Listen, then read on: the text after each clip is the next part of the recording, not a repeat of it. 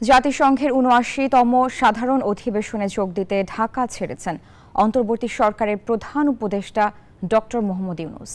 এবারের সম্মেলনে বিশ্ব দরবারে বাংলাদেশকে নতুনভাবে তুলে ধরবেন নোবেল জয়ী এই অর্থনীতিবিদ। এরই মধ্যে বিশ্ব নেতাদের মিলন মেলায় পরিণত হয়েছে নিউ ইয়র্ক। অধিবেশনে প্রাধান্য পাচ্ছে টেকসই উন্নয়ন, দ্বন্দ্ব নিরসন এবং উন্নয়নশীল দেশগুলোকে সহায়তা।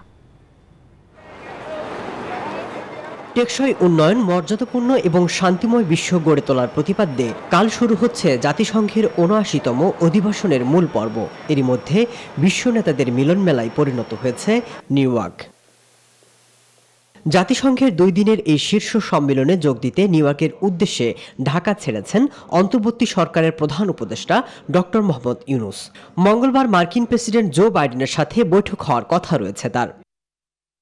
বাইডেন ইউনূসের বৈঠক বাংলাদেশের জন্য গুরুত্ব সহকারে বিবেচনা করছেন রাজনৈতিক বিশ্লেষকরা, যেখানে বাংলাদেশের নানা সমস্যার সমাধানের পথ বের হয়ে উঠে আসতে পারে দেশের অর্থনীতি পুনর্গঠন, বিভিন্ন খাত সংস্কারে অন্তর্বর্তী সরকারের পদক্ষেপ। বৈঠকে যুক্তরাষ্ট্রের সহযোগিতা চাইতে পারেন ডক্টর মোহাম্মদ ইউনূস। মঙ্গলবার নিউ ইয়র্কের জন এফ কেনেডি বিমানবন্দরে পৌঁছানোর কথা রয়েছে ডক্টর মোহাম্মদ ইউনূসের। এ উপলক্ষে পাল্টাপাল্টি সমাবেশের প্রস্তুতি নিয়েছে বিএনপি এবং আওয়ামী লীগ। মাসুদ রানা, নিউজ 24।